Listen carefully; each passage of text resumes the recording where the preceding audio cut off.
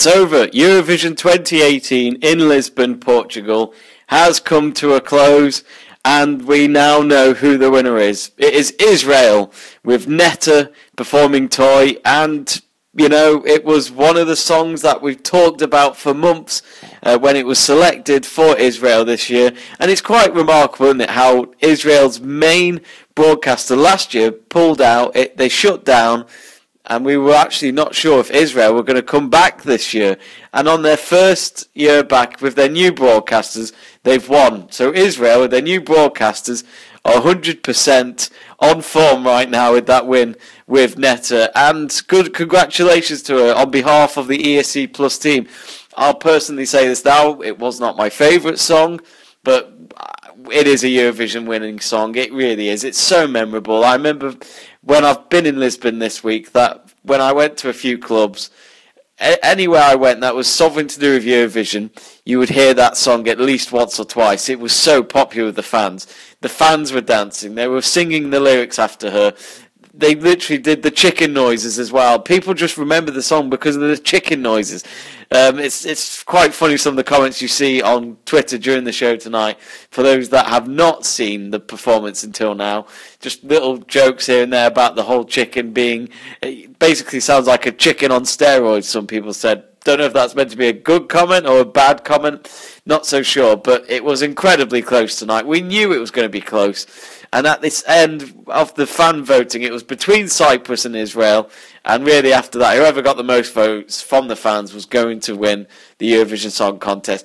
I'm really, really gutted for Eleni of Cyprus. I thought Cyprus were going to make history tonight and win their first ever Eurovision Song Contest. On my list, for any of you that are out there on my Facebook account, notice that I wanted Lithuania to win. My heart was telling me that because it was a beautiful song. But deep down, my brain was telling me it's between Cyprus or Israel. I couldn't have predicted between the two. It was that close. And Israel came out on top. And, you know, well done to Netta as well, because this song, before the final tonight, they weren't favourites after being favourites for weeks before the contest even went to Portugal. Well, I say went, I mean staged, everything was built up. And I honestly thought Israel was going to just keep going downhill every time they performed. But no, the fans, I think, were the vital part of it all. I mean, the voting tonight was so close.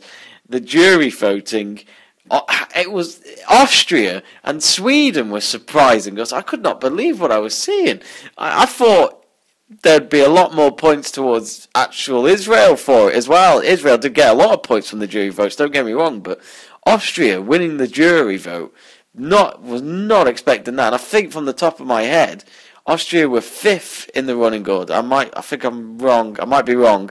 But even so, I did not expect me to remember that song after all the main favourites were at the second half of the running order. So, remarkable voting. Sweden did really well with Benjamin Ingrosso with Dance You Off. I was expecting a top 5 for Sweden, but never did I think the jury votes would go for them. I kept thinking maybe the fan votes, I'm not sure, but I think that's why I love this new voting system. It's so unpredictable. The moment the jury voting is done, the fan voting is normally the opposite. They completely disagree with the juries. Yet again, there was one or two moments where I think Greece gave 12 points to Cyprus from the jury team, and there was boos in the arena again because straight away it's neighbours voting for each other. We don't like to see that, but it was expected. I think if I can remember as well, Montenegro gave Serbia 12 points as well. Straight away that's just more neighbour kind of friendly work there, not actually thinking about the song, but it's just so much to take in. It's just been one of those shows where it was so close. I can't wait to check out the stats after I've recorded this, because myself and other Euro nerds, as we like to call ourselves, are going to go crazy about it the day after. But right now, it's just all about reflecting. I think my surprise of the night, I mean, Austria's got to be up there with the jury voting. I thought Moldova was going to do better. I just thought, I think they got top 10 at the end, but I just thought Moldova would have done a little better. Cyprus, of course, finished runners-up with Israel from the top of my head. I should really have the list in front of me, but I just suspect that Cyprus came second. And you know what? I'm quite glad both countries were the top two. I thought it was really good. They were both very good songs. Like I said about Israel being played so much, Cyprus was exactly the same in the clubs that I went to. You just could not pick between the two. It was always going to be between a length of a feather. And it was just incredibly close. I think this song contest, even though this is the first time I've ever visited Eurovision as a fan and part of the press, I actually can never believe how close the contest has been. So, anyway, congratulations to Israel. I think obviously for esc-plus, most of you are from Spain and follow Spain a lot when it comes to Eurovision.